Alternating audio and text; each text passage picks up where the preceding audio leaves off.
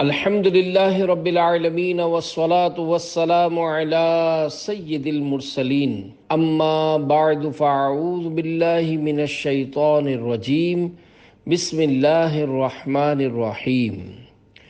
لاکھوں نیکیاں اور لاکھوں گناہ، یہ مضمون نیکی کی دعوت صفحہ 216 تا 233 سے لیا گیا ہے۔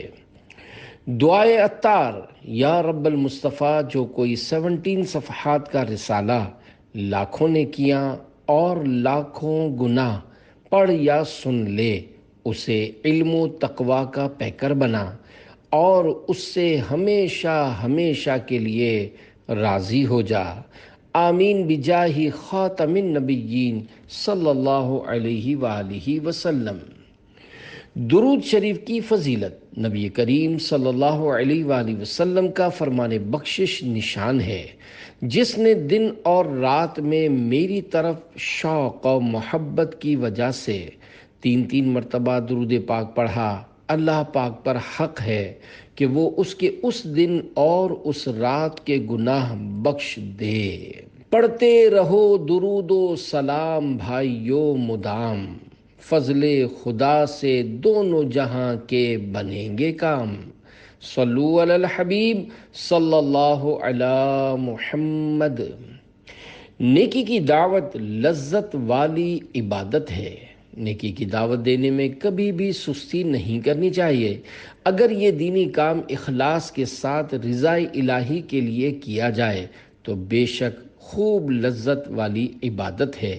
چنانچہ امیر المومنین حضرت عثمان غنی رضی اللہ عنہ کا ارشاد ہے، میں نے عبادت کی لذت 4 اشیاء میں پائی۔ نمبر 1، اللہ پاک کے فرائض کی ادائیگی میں۔ نمبر 2، اللہ پاک کی حرام کی ہوئی چیزوں سے بچنے میں۔ نمبر 3، اللہ پاک کی رضا کے حصول کی غرض سے نیکی کا حکم دینے میں۔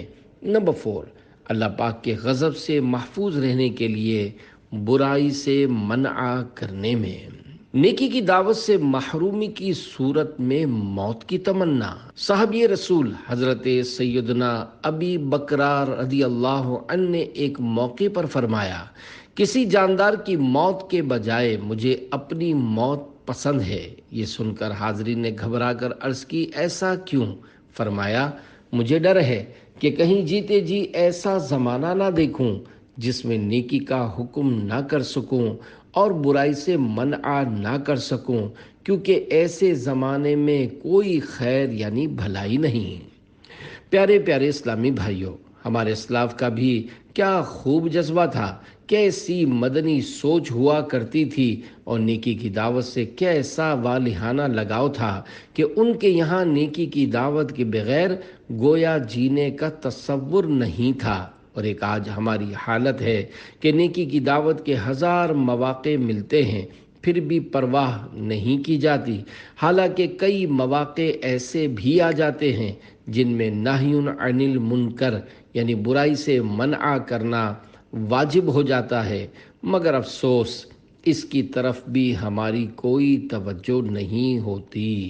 بد مذہبیت سے توبہ، نیکی کی دعوت کا جذبہ پانے، ملے ہوئے جذبے کو خوب بڑھانے، بد عقیدگی مٹانے کی دل میں تڑپ جگانے اور بگڑے ہوئے لوگوں کی اصلاح کا باعث بن کر خود کو جنت کا حقدار بنانے کے لیے عاشقان رسول کی دینی تحریک دعوت اسلامی کے دینی ماحول سے ہر دم وابستہ رہیے، اپنے ایمان کی حفاظت کے لیے کڑتے رہیے، نمازوں کی پابندی جاری رکھیے، سنتوں پر عمل کرتے رہیے، نیک اعمال کے مطابق زندگی گزاریے، اور اس پر استقامت پانے کے لیے ہر روز نیک اعمال کا جائزہ لیتے ہوئے اس کا رسالہ پر کرتے رہیے، اور ہر اسلامی ماہ کی پہلی تاریخ کو اپنے یہاں کے دعوت اسلامی کے ذمہ دار کو جمع کروا دیجیے، اور اپنے اس دینی مقصد، مجھے اپنی اور ساری دنیا کے لوگوں کی اصلاح کی کوشش کرنی ہے کہ حصول کی خاطر پابندی سے ہر ماہ کم از کم 3 دن کے سنتوں کی تربیت کے مدنی قافلے میں عاشقان رسول کے ہمراہ سنتوں بھرا سفر کیجیے۔ آئیے آپ کی ترغیب و تحریض کے لیے آپ کو ایک مدنی بہار سناؤں۔ پنجاب پاکستان کے ایک اسلامی بھائی کے تحریری بیان کا خلاصہ ہے۔ دعوت اسلامی کے دینی ماحول سے وابستہ ہونے سے قبل میرا اٹھنا بیٹھنا بد عقیدہ لوگوں کے ساتھ تھا۔ کم و بیش 13 برس ان کی صحبت سراپا ضلالت میں رہ کر میرے عقائد بھی معاذ اللہ انہی جیسے ہو چکے تھے، اور عملی حالت بھی کچھ اچھی نہ تھی۔ فلموں، ڈراموں اور گانوں باجوں کا شیدائی تھا، اور میرے چہرے پر داڑھی بھی سنت کے مطابق نہیں بلکہ خشخشی تھی۔ میرے جنرل اسٹور کے قریب واقع مسجد میں ایک دینی طالب علم اسلامی بھائی فیضان سنت کا درس دینے اور بڑوں کا مدرسۃ المدینہ پڑھانے آیا کرتے تھے۔ غالباً سفر شریف 1420 ہجری بمطابق جون 1999 عیسوی کا واقعہ ہے کہ شہر سطح پر دعوت اسلامی کے تحت ہونے والے سنت و بھرے اجتماع کی ہمارے یہاں دھوم تھی۔ انہی دنوں وہی دینی طالب علم ایک دوسرے اسلامی بھائی کے ہمراہ میری دکان پر تشریف لائے۔ انہوں نے مجھے سلام کیا۔ میں چونکہ دعوت اسلامی والوں کو گمراہ سمجھنے کی وجہ سے انہیں نفرت کی نگاہ سے دیکھتا تھا، اس لیے ان کے سلام کا جواب نہ دیا اور نو لفٹ کراتے ہوئے دکان کے سامان کی صفائی میں مشغول ہو گیا۔ انہوں نے تھوڑا سا توقف کیا، یعنی کچھ رکے، پھر بڑے نرم لہجے میں مسکراتے ہوئے شہر میں ہونے والے سنت و بھرے اجتماع کی دعوت پیش کی، جسے قبول کرنے سے میں نے نہ صرف انکار کیا بلکہ انہیں برا بھلا کہنا شروع کر دیا۔ میرے اس رویے کی وجہ سے ان کے چہروں پر اداسی چھا گئی، مگر ان کے صبر و تحمل پہ لاکھوں سلام۔ بیچارے زبان سے کچھ نہ بولے۔ ان کا یہ انداز خاصا متاثر کن تھا۔ جب شام کو دکان بند کر کے گھر گیا اور رات کے کھانے سے فارغ ہوا تو مجھے ان دونوں عاشقان رسول کا دعوت دینا یاد آ گیا۔ میں نے سوچا کہ چل کے دیکھوں تو صحیح یہ لوگ اپنے اجتماع میں کرتے کیا ہیں۔ چنانچہ میں یوں ہی دیکھنے کے لیے چلا گیا، اور میں دیکھنے تو کیا گیا، میرا سویا ہوا نصیب انگڑائی لے کر جاگ اٹھا۔ الحمدللہ دوران اجتماع مجھے جاگتی آنکھوں سے مدینے کے تاجور محبوب رب اکبر صلی اللہ علیہ وآلہ وسلم کے روضہ انور کی روح پرور سنہری جالیوں کی زیارت ہو گئی۔ اس اجتماع میں فیصل آباد سے تشریف لائے ہوئے مبلغ دعوت اسلامی نے سنت و بھرا بیان فرمایا۔ اجتماع کے بعد انہوں نے شفقت بھرے انداز میں مجھ پر انفرادی کوشش کی، جس کے نتیجے میں مدنی قافلے میں سفر کی میں نے نیت کر لی، اور جلد ہی مجھے عاشقان رسول کے ساتھ 3 دن کے مدنی قافلے میں سنت و بھرے سفر کی سعادت نصیب ہو گئی۔ ہمارا مدنی قافلہ ایک مسجد میں ٹھہرا۔ الحمدللہ پہلی ہی رات مجھ گناہگار پر کرم بالائے کرم ہو گیا۔ کیا دیکھتا ہوں کہ مسجد نبوی شریف کا صحن ہے اور میں جھاڑو دے رہا ہوں۔ اتنے میں سنہری جالیاں کھلتی ہیں اور امت کے غم خوار مکی مدنی سرکار صلی اللہ علیہ وآلہ وسلم باہر تشریف لائے اور میرا نام لے کر ارشاد فرمایا، اپنا اندر یعنی باطن بھی صاف کرو۔ اس خواب سے میرے دل میں مدنی انقلاب برپا ہو گیا۔ حالانکہ قبل عظیم میں معاذ اللہ حیات النبی کا منکر تھا، اور معاذ اللہ میرا یہ بھی عقیدہ تھا کہ سرکار مدینہ صلی اللہ علیہ وآلہ وسلم ہمیں دیکھتے سنتے نہیں اور نہ ہی ہماری باطنی حالت سے آگاہ ہیں۔ الحمدللہ مجھ پر حق آشکار یعنی ظاہر ہو گیا کہ سرکار نامدار مدینے کے تاجدار صلی اللہ علیہ وآلہ وسلم ہمارے نام تو کیا دلوں کی کیفیت سے بھی خبردار ہیں۔ الحمدللہ میں نے عقائد باطلہ سے سچی توبہ کر لی۔ وہ دن اور آج کا دن میرے چہرے پر ایک مٹھی داڑھی ہے، سر پر امامے کا تاج اور جسم پر سنت کے مطابق مدنی لباس رہتا ہے، اور ہمارا سارا گھرانہ مدنی رنگ میں رنگ چکا ہے۔ اللہ کی شان دیکھیے کہ جس عاشق رسول نے مجھے دکان پر آ کر دعوت دی تھی اور جنہوں نے بعد اجتماع مجھ پر انفرادی کوشش فرمائی تھی، وہ ترقی کرتے کرتے دعوت اسلامی کی مرکزی مجلس شورا کے رکن بن چکے ہیں۔ یہ بیان دیتے وقت میں تقریباً 10 سال سے دینی ماحول میں ہوں اور 3 سال سے مسلسل مدنی قافلوں میں سفر کی سعادت میسر ہو رہی ہے۔ اس دوران تحصیل مشاورت کے نگران کی ذمہ داری اور 3 بار بنگلہ دیش میں عاشقان رسول کے ہمراہ مدنی قافلوں میں سفر سے مشرف ہو چکا ہوں۔ اللہ پاک مجھے دعوت اسلامی کے دینی ماحول میں استقامت عنایت فرمائے، اخلاص کے ساتھ دینی کام کرنے کی سعادت اور ایمان و عافیت کے ساتھ مدینے کی گلی میں شہادت نصیب کرے۔ آمین بجاہ خاتم النبیین صلی اللہ علیہ وآلہ وسلم۔ سیکھنے سنتیں مسجد آؤ چلیں، لائے ہیں قافلہ عاشقان رسول، یاد رکھنا سبھی چھوڑنا مت کبھی، دامن مصطفیٰ عاشقان رسول، کاش دنیا میں تم دو بفضل خدا، دین کا ڈنکا بجا عاشقان رسول، صلو علی الحبیب صلی اللہ علی محمد۔ کیا خوب نرالی شان ہے۔ پیارے پیارے اسلامی بھائیوں، دیکھا آپ نے خدا رحمان کی بھی کیا خوب نرالی شان ہے۔ جب کسی پر مہربان ہوتا ہے تو اپنی رحمت سے اس کی بگڑی ہوئی قسمت سنوار کر رکھ دیتا ہے۔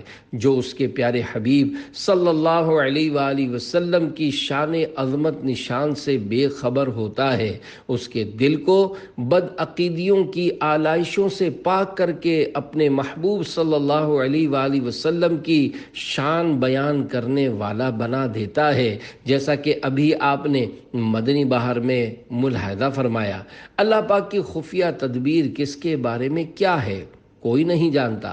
بے شمار ایسے افراد جو مکہ مدینے کے تاجدار صلی اللہ علیہ وآلہ وسلم کی عظمت کا نہ صرف انکار کرتے تھے بلکہ آپ سے متنفر و بیزار ہو کر برسر پیکار رہتے تھے، پاک پروردگار نے ان کو اسلام کی دولت سے نواز کر اپنے پیارے رسول صلی اللہ علیہ وآلہ وسلم کا جان نثار بنا دیا۔ آئیے دعوت اسلامی کے مکتبۃ المدینہ کی کتاب صحابہ کرام کا عشق رسول 274 صفحات، صفحہ 78 تا 79 پر سے اس طرح کے بعض حضرات کے جذبات سنتے ہیں۔ ایمان لانے کے بعد صحابہ کرام کے جذبات۔ نمبر 1، حضرت سیدنا ثمامہ بن اسال یمامی جو اہل یمامہ کے سردار تھے، ایمان لا کر فرمانے لگے، خدا کی قسم میرے نزدیک روئے زمین پر کوئی چہرہ آپ صلی اللہ علیہ وآلہ وسلم کے چہرے سے زیادہ مبغوض یعنی قابل نفرت نہ تھا۔ آج وہی چہرہ مجھے سب چہروں سے زیادہ محبوب یعنی پیارا ہے۔ اللہ پاک کی قسم میرے نزدیک کوئی دین آپ صلی اللہ علیہ وآلہ وسلم کے دین سے زیادہ برا نہ تھا۔ اب وہی دین میرے نزدیک سب دینوں سے زیادہ محبوب یعنی پسندیدہ ہے۔ اللہ پاک کی قسم میرے نزدیک کوئی شہر آپ صلی اللہ علیہ وآلہ وسلم کے شہر سے زیادہ مبغوض یعنی قابل نفرت نہ تھا۔ اللہ پاک کی قسم اب وہی شہر میرے نزدیک سب شہروں سے زیادہ محبوب یعنی پیارا ہے۔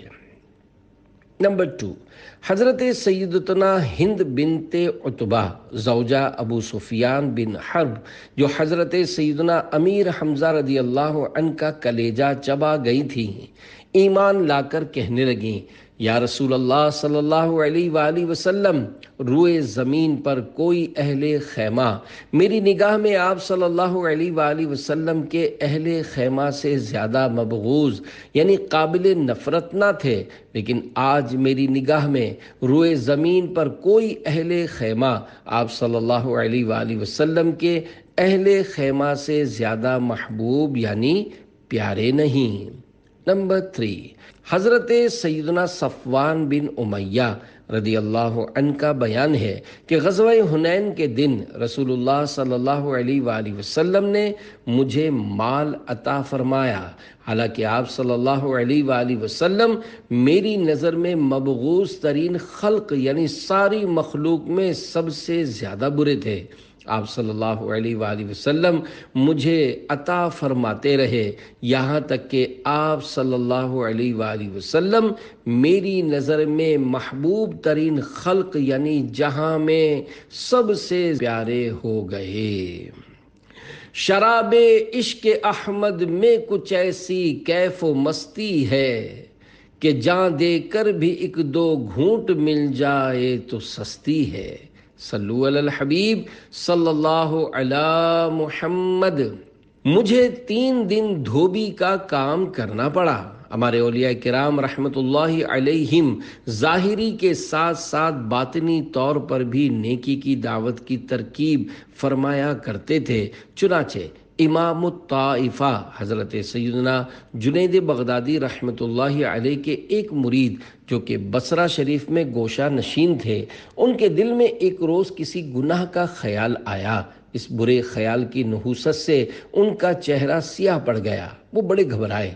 3 دن کے بعد سیاہی ختم ہو گئی۔ اسی دن ان کے پیر و مرشد کا رقعہ موصول ہوا، اس میں مرقوم یعنی لکھا تھا، اپنے دل کو قابو میں رکھو، تمہارے چہرے کی سیاہی یعنی کالک دھونے کے لیے 3 دن تک مجھے دھوبی کا کام کرنا پڑا ہے۔ اللہ پاک کی ان پر رحمت ہو اور ان کے صدقے ہماری بے حساب مغفرت ہو، آمین بجاہ خاتم النبیین صلی اللہ علیہ وآلہ وسلم۔ پیر کامل کی برکتیں۔ پیارے پیارے اسلامی بھائیوں، اس حکایت سے معلوم ہوا کہ سیدنا جنید بغدادی رحمت اللہ علیہ پیر روشن ضمیر تھے۔ اللہ پاک نے ان کو بہت دور کی نظر سے نوازا تھا۔ جبھی تو آپ رحمت اللہ علیہ نے بصرہ شریف میں موجود مرید کے دل کی کیفیت ملاحظہ فرما لی، سیاہ چہرہ بھی دیکھ لیا اور دور ہی سے باطنی توجہ ڈال کر مرید کے چہرے کی سیاہی بھی دھو ڈالی۔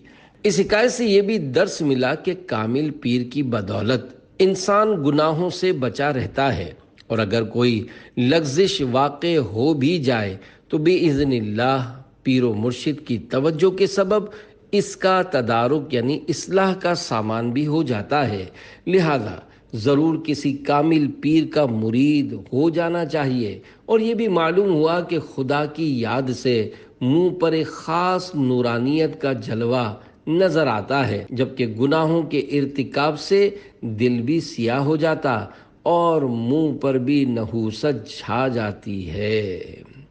تیرے ہاتھ میں نے دیا ہے، تیرے ہاتھ ہے لاج یا غوث اعظم، مریدوں کو خطرہ نہیں بحر غم سے، کہ بیڑے کے ہیں نا خدا غوث اعظم، نکالا ہے پہلے تو ڈوبے ہوئوں کو، اور اب ڈوبتوں کو بچا غوث اعظم۔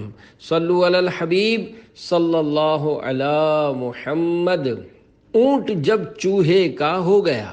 کسی جامع شرائط پیر کا مرید ہو جانے میں اور کسی کے ہو رہنے میں نفع ہی نفع ہے، چنانچہ محقق علی الاطلاق خاتم المحدثین حضرت علامہ شیخ عبدالحق محدث دہلوی رحمت اللہ علیہ کی اولیاء کرام رحمت اللہ علیہم کی سیرت پر مبنی کتاب مستطاب اخبار الاخیار میں حضرت سیدنا شیخ حسام الدین رحمت اللہ علیہ کے حالات میں بیان کردہ 2 دلچسپ فرضی حکایتوں کے ذریعے پیر کامل کے ذریعے مرید کو پہنچنے والے فوائد سمجھے جا سکتے ہیں۔ چنانچہ فرماتے ہیں، ایک اونٹ کو چوہے نے جنگل میں چرتے دیکھ کر کہا، اے اونٹ تم کسی کے ہو رہو؟ اونٹ نے جواب دیا، میں تمہارا ہو گیا۔ ایک دن اونٹ کسی درخت کے ہرے ہرے پتے کھا رہا تھا کہ اس کی نکیل یعنی ناک کی رسی درخت کی شاخ میں بری طرح اٹک گئی اور اونٹ پھنس کر عاجز ہو گیا۔ اس نے اس برے وقت میں چوہے کو پکارا، چنانچہ وہ چوہا اپنے دوسرے چوہوں کے ساتھ آیا، سب نے مل کر درخت میں پھنسی ہوئی رسی کتر دی۔ اس طرح اونٹ نے نجات پائی۔ مینڈک کو دیکھ کر بھاگ کھڑا ہوا۔ پیارے پیارے اسلامی بھائیوں، اس فرضی حکایت میں نہایت دلچسپ پیرائی میں سمجھایا گیا ہے کہ آزاد رہنے کے بجائے کسی کے ہو رہو، تو جو کوئی شخص کسی پیر کامل کا ہو رہتا ہے تو آڑے وقت کامل پیر کی برکت سے نجات کا سامان ہو جاتا ہے۔ اس ضمن میں ایک اور دلچسپ حکایت سماعت فرمائیے۔ ایک مجلس میں چند اشخاص جمع تھے۔ اچانک ایک مینڈک پھدکتا ہوا آ نکلا۔ یہ دیکھ کر ایک دانا شخص اس مجلس سے بھاگ کھڑا ہوا۔ لوگ اس کو بزدل سمجھ کر ہنسنے لگے۔ جب اس سے مینڈک سے ڈرنے کا سبب دریافت کیا گیا تو اس دانا نے کہا کہ میں مینڈک سے نہیں ڈرتا، البتہ اس بات سے ڈرتا ہوں کہ اس کے پیچھے کہیں کوئی سانپ نہ آ رہا ہو۔ اسی طرح اگر کوئی درویش خود کمزور ہو مگر اس کا سلسلہ نہایت مضبوط ہو تو اس سے ڈرنا چاہیے، کیونکہ اس کو رنجیدہ کرنے سے اس کے سلسلے کے تمام مشائخ کبیدہ خاطر اور رنجیدہ دل ہو جائیں گے۔ مرید کی پیٹھ مضبوط ہوتی ہے۔ پیارے پیارے اسلامی بھائیوں، مینڈک کو سانپ کھا جاتا ہے، اسی لیے وہ دانا شخص مینڈک کو دیکھ کر بھاگ کھڑا ہوا کہ کہیں ایسا نہ ہو کہ اس کا شکار کرنے کے لیے پیچھے سانپ لگا ہو جو مجھے ڈس لے۔ یہ مثال دے کر حضرت سیدنا شیخ حسام الدین رحمۃ اللہ علیہ نے کمزور درویش اور اس کے قوی مرشدین کی مثال دی ہے۔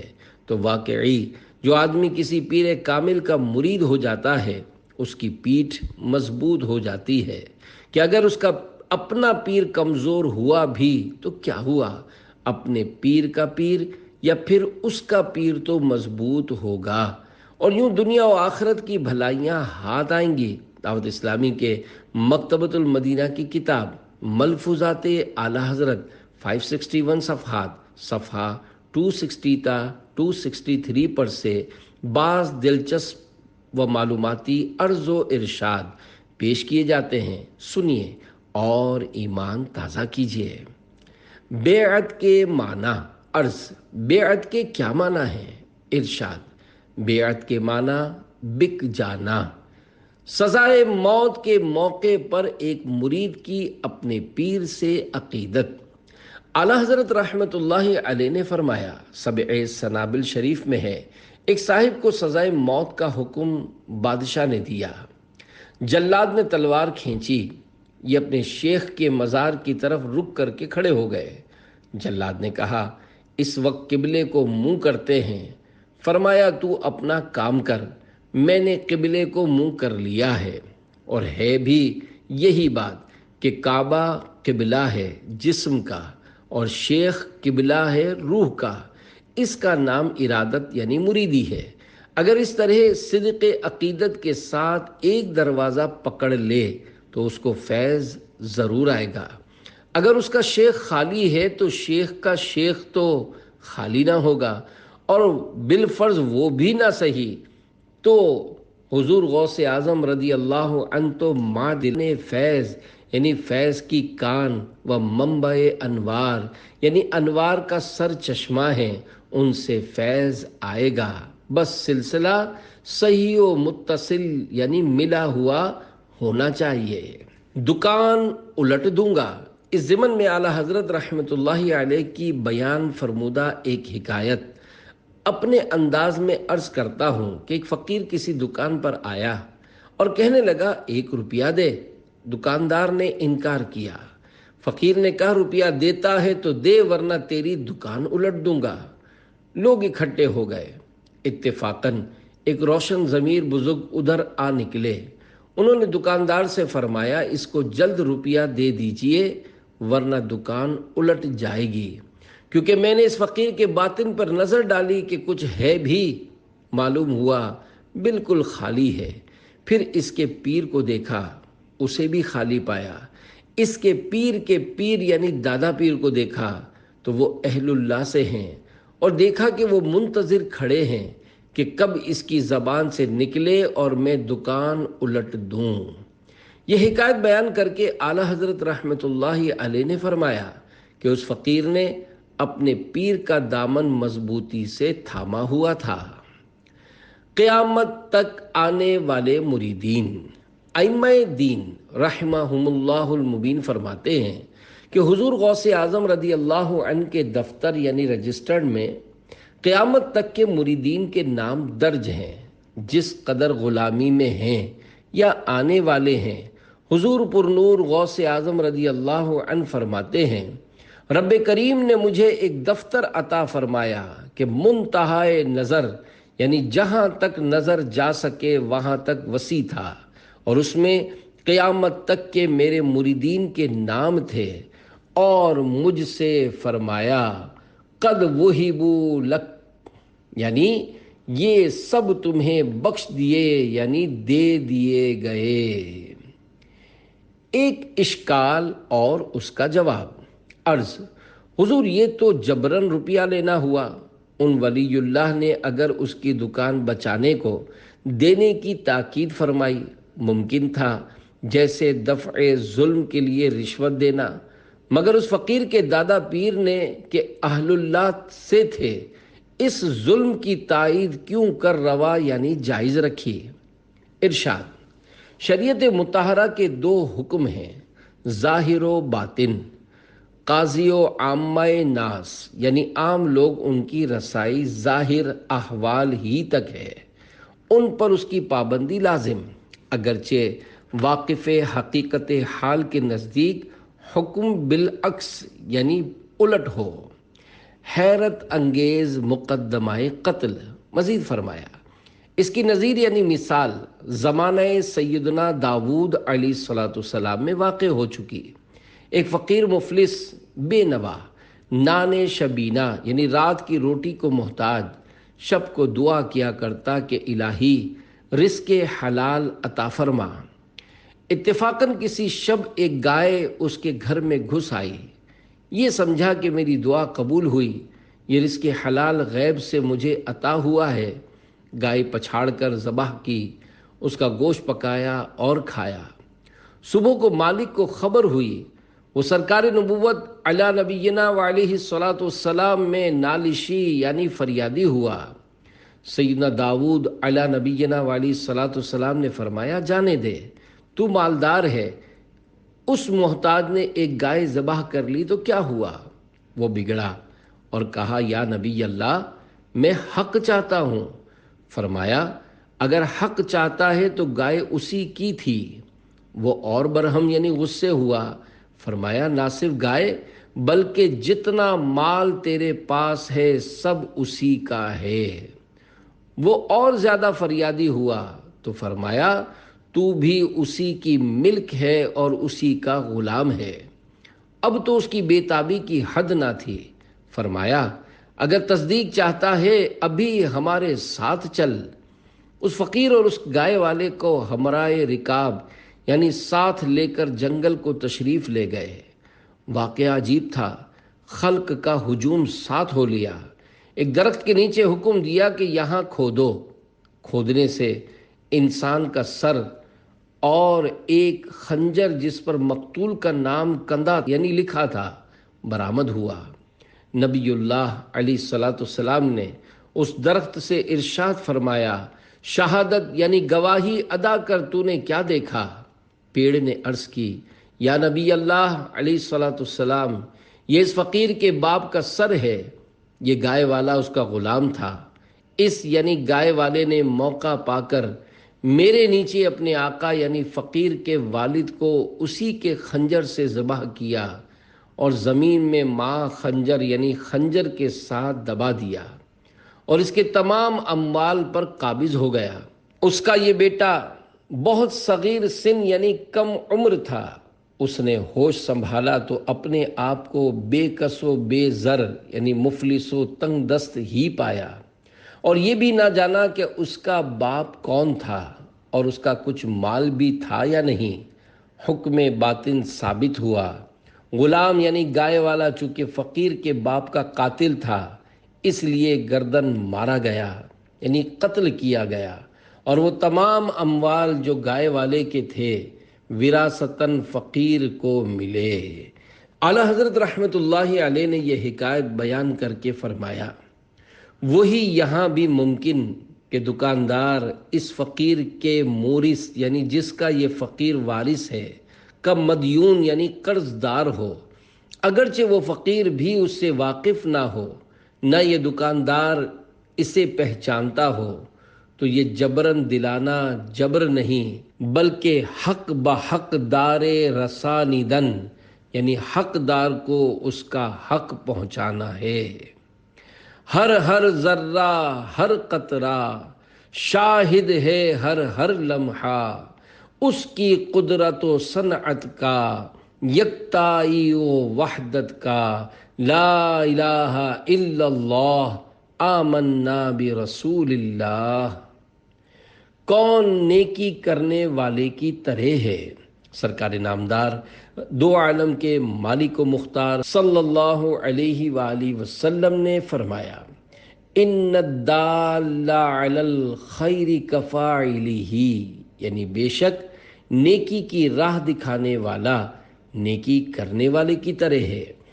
مفسر شہیر حکیم الامت حضرت مفتی احمد یار خان رحمۃ اللہ علیہ فرماتے ہیں، یعنی نیکی کرنے والا، کرانے والا، بتانے والا اور مشورہ دینے والا سب ثواب کے مستحق یعنی حقدار ہیں۔ پیارے پیارے اسلامی بھائیوں، سبحان اللہ، نیکی کی دعوت کے دینی کام میں اچھی اچھی نیتوں کے ساتھ جائز طریقے پر تعاون کرنے والا بھی اجر و ثواب کا حقدار ہوتا ہے۔ اس میں اس حکم قرآنی پر عمل کی بھی نیت کی جا سکتی ہے، جیسا کہ پارہ 6 سورۃ المائدہ کی آیت نمبر 2 میں ارشاد ہوتا ہے، وَتَعَاوَنُوا عَلَى الْبِرِّ وَالتَّقْوَى وَلَا تَعَاوَنُوا عَلَى الْإِثْمِ وَالْعُدْوَانِ۔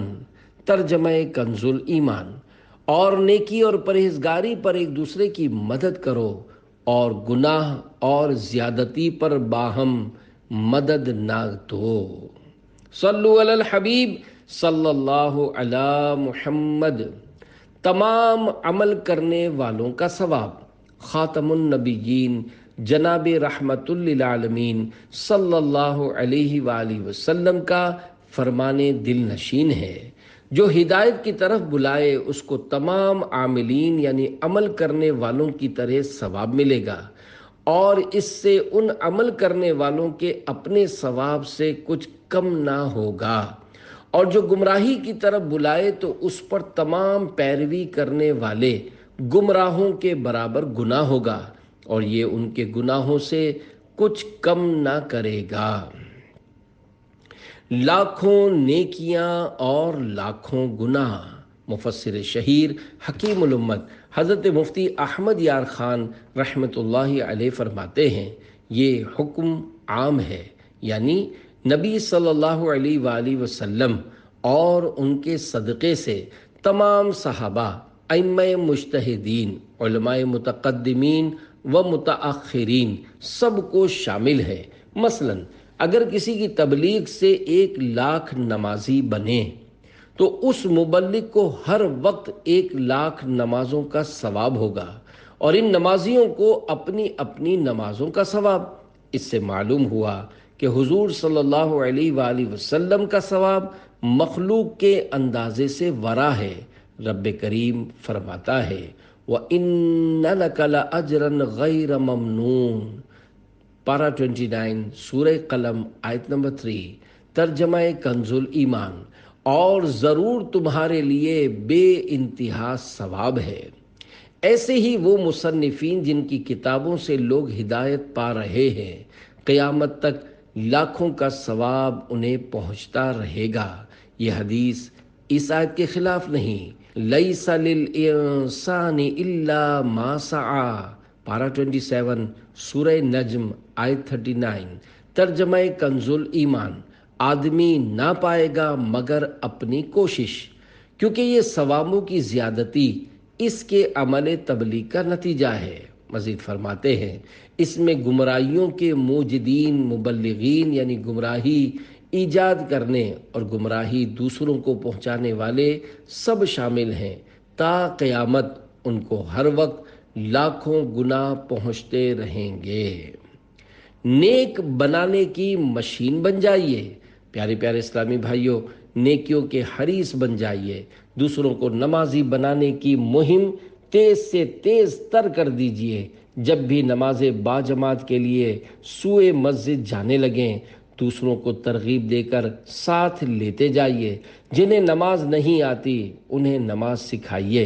اگر آپ کے سبب ایک بھی نمازی بن گیا تو جب تک وہ نمازیں پڑھتا رہے گا، اس کی ہر نماز کا آپ کو بھی ثواب ملتا رہے گا۔ عموماً عشاء کے بعد کم و بیش 40 منٹ چلنے والے دعوت اسلامی کے بڑوں کے مدرسۃ المدینہ میں داخلہ لے لیجئے۔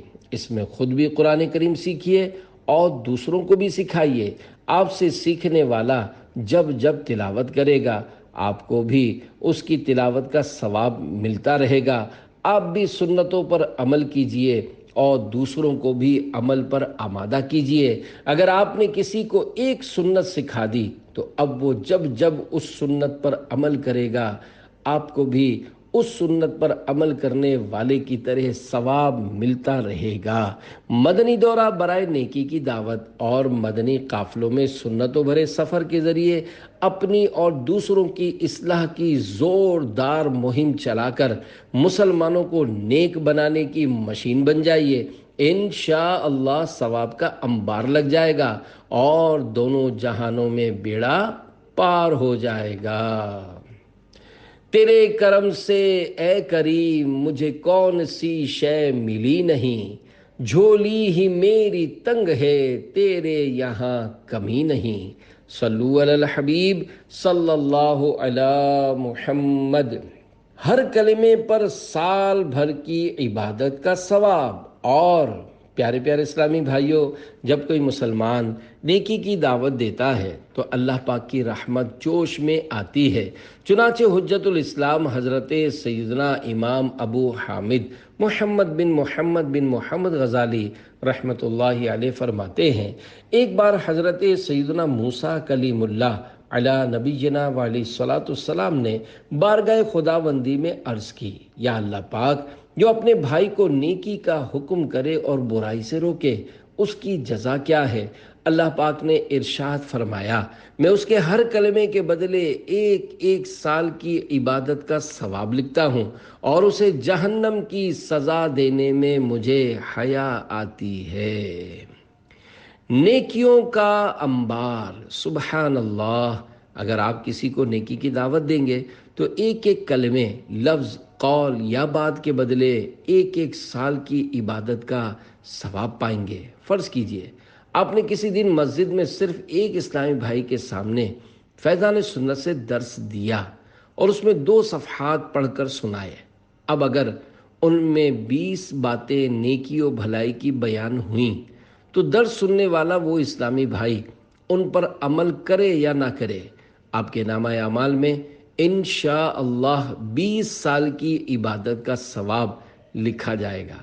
اور اگر آپ سے درس سن کر اس اسلامی بھائی نے عمل کرنا شروع کر دیا تو وہ جب تک عمل کرتا رہے گا آپ کو بھی برابر اس عمل کرنے والے جتنا ثواب ملتا رہے گا۔ اور اگر اس نے آپ کے درس سے سیکھی ہوئی کوئی سنت کسی اور تک پہنچائی تو اس کا ثواب اس پہنچانے والے کو بھی ملے گا اور آپ کو بھی۔ اس طرح انشاءاللہ آپ کا ثواب بڑھتا ہی چلا جائے گا۔ نیکی کی دعوت کا آخرت میں ملنے والا ثواب بندہ اگر دنیا ہی میں دیکھ لے تو کوئی لمحہ بیکار نہ جانے دے، ہر وقت ہی نیکی کی دعوت کی دھومیں مچاتا رہے۔ میں نیکی کی دعوت کی دھومیں مچاؤں، تو کر ایسا جذبہ عطا یا الہی۔ صلو علی الحبیب صلی اللہ علی محمد۔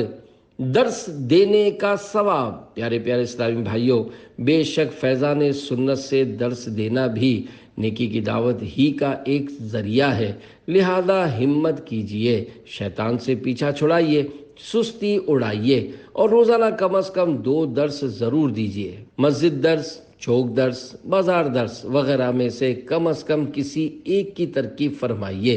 نیز وقت مقرر کر کے روزانہ ضرور گھر درس کے ذریعے بھی خوب سنتوں کے مدنی پھول لٹائیے اور ڈھیروں ڈھیر ثواب کمائیے۔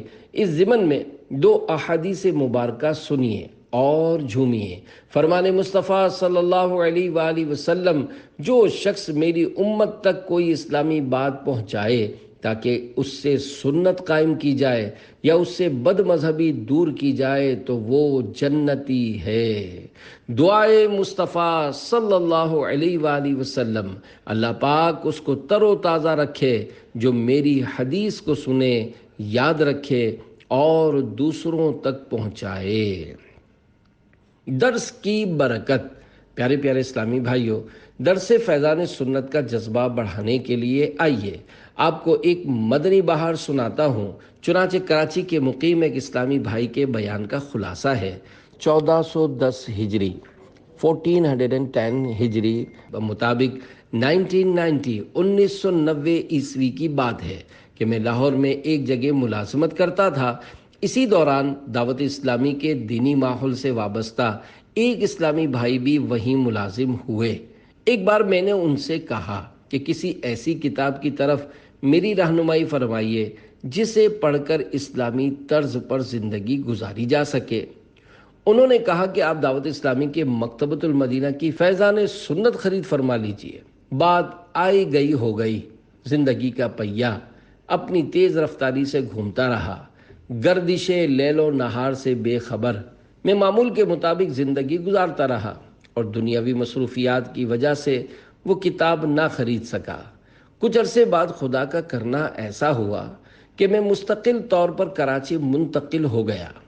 ایک روز نماز مغرب کے لیے ایک مسجد میں گیا تو نماز ادا کرنے کے بعد میں نے دیکھا کہ سفید لباس زیبتن کیے، سر پر سبز امامہ شریف کا تاج سجائے ایک اسلامی بھائی کسی کتاب سے درس دے رہے تھے اور کئی اسلامی بھائی درس سننے میں مصروف تھے۔